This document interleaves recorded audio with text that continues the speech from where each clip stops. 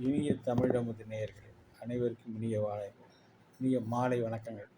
இன்று ஸ்ரீ நாராயணியத்திலே தசகம் 48. நலகோபுர மணிக்கிறவர்களின் சாபம் நீங்குதல்.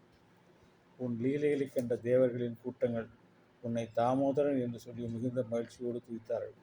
அப்பொழுது உரலில் தாமாகவே கட்டியவர்க்கிணங்கும் மென்மையான வயிறு உடையவரான உன்னரில் 2 மரங்களை கண்டாய். குபேரனுக்கு நாகுபரன் மணிக்கிறவன் என்ற 2 புதர்கள் இருந்தனர். அவ்விருவரும் சிவபெருமானை வழிபட்டு பெரும் செல்வத்தை பெற்றனர். அதனால் செருக்கு மிகுந்திருந்தனர். உன்னிடம் பக்தி இல்லாமல் தவறான வழியில் நீண்ட காலம் விளையாட்டு பிள்ளைகளாகவே காலத்தை கழித்தனர். அவர்கள் மதவெறி பிடித்து மதுவை குடித்து அந்த மயக்கத்தில் பாடிக்கொண்டிருந்த வாலிப பெண்களால் சூழப்பட்டு இடுப்பில் ஆடை இல்லாமல் கங்கையாற்றிலே விளையாடி கொண்டிருக்கும் அவர்களை உன் திருவடியிலே பக்தி கொண்ட நாரத முனிவர் பார்த்தார். அவர்கள் சூழ்ந்த அந்த பெண்ணின் சாபத்திற்கு அஞ்சி ஆடைகளை எடுத்து உடுத்தி கொண்டார். அதை பார்த்து கூட மது மயக்கத்தில் அறிவு இழந்த அவ்விருவரும் நாரதரை பொருட்படுத்தவே இல்லை. அதனை கண்ட நாரதர் அவர்கள் மீது பக்தியும் மன அமைதி கிடைத்து அவர்களை சபித்தார். மன அமைதி இல்லாதவர்களுக்கு இன்பம் எங்கிருந்து கிடைக்கும்? நீங்கள் இருவரும் நீண்ட காலம் மரங்களாய் இருந்து ஸ்ரீஹரியை கண்டபின் உங்கள் பதவியை மீண்டும் அடைவீர்கள் என்று நாரதரால் சபிக்கப்பட்டனர். அவர்கள் உன்னை காண ஆவல் கொண்டு கோகுலத்து அருகிலே 2 மரங்களாய் பிறந்தார்கள். அந்த மருத மரங்கள் தோன்றி நீண்ட காலம் நின்றிருந்ததினால் வேறும் பலமிழந்து இருந்தன. அவற்றில் அருகில் நீ களைப்பின்றி மெதுவாக சென்றாய். பின் அவற்றின் இடையே புகுந்து செல்ல முயன்றாய். அப்பொழுது உன் இடுப்பில் கட்டப்பட்டிருந்த உரல் குறுக்காக தெரிந்தது. அதனால் 2 மரங்களும் முறிந்து விழுந்தன. கோவிந்தனே, அந்த 2 மரங்களும் முறிந்து விழுகையில் அம்மரங்களின் நடுவிலிருந்து 2 யட்சர்கள் வேறுடைய தோன்றினார். அவர் உடனே தோத்திரங்களை கூறி உன்னை வழிவிட்டார்.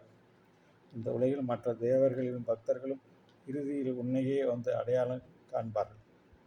அப்படியே ருத்தரனை வழிகாட்ட வந்த இவர்களும் நாரதரின் அருளால் உன் திருவடிகளை அடைக்கலம் கொண்டார்.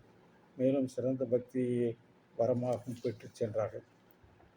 பிறகு இடையர்களின் கூட்டம் மரங்களின் முறிவினால் ஏற்பட்ட பேரொழியை கேட்டு நடுங்கிக் கொண்டு ஓடி வந்தது. அப்பொழுது நந்தகோபன் வெட்கமுற்றவன் தாயின் முகத்தை பார்த்து கொண்டான். பின் அனைவரின் பந்தபாசம் என்னும் கட்டை அவிழ்த்து மோட்சத்தை அளிப்பவன் உன்னை உரலில் நின்றும் அவிழ்த்து விட்டான். நந்தன் முதலியவர்கள் 2 மரங்களுக்கு இடையே சென்ற குழந்தை ஹரியின் அருளால் தான் இப்பொழுது அடிபடாமல் காப்பாற்றப்பட்டது. இது விந்தையே என்று சொல்லி கொண்டார்கள். பிறகு உன்னை வீட்டிற்கு அழைத்து சென்றார். குருவாயூரின் தலைவனை, அத்தகைய நீயே என்னை நோயிலிருந்து காக்க வேண்டும். எனது நோயிலிருந்து உனது பக்தரான என்னை காக்க வேண்டும் என்று பிரார்த்திக்கிறேன். தசகம் 49. கண்ணன் பிருந்தாவனத்திற்கு செல்லல். இடையர்களுடன் பெருமையை அறியாதவர்கள் ஆகையால் அவர்கள் காரணமே இல்லாமல் மரங்கள் முறிந்துள்ளது போன்றவற்றை தீய சகுனங்கள் என்று ஐயமுட்டார்கள். ஆகவே வேறொரு இடத்தில் குடியேற முடித்தார்கள். அந்த இடையர்களில் உப்பநந்தன் என்ற இடையர் மிகச்சிறந்தவன். அவன் இந்த கோகுலத்திற்கு மேற்கே பிருந்தாவனம் என்கின்ற ஒரு அழகிய காடு ஒன்று விளங்குகின்றது என்றான்.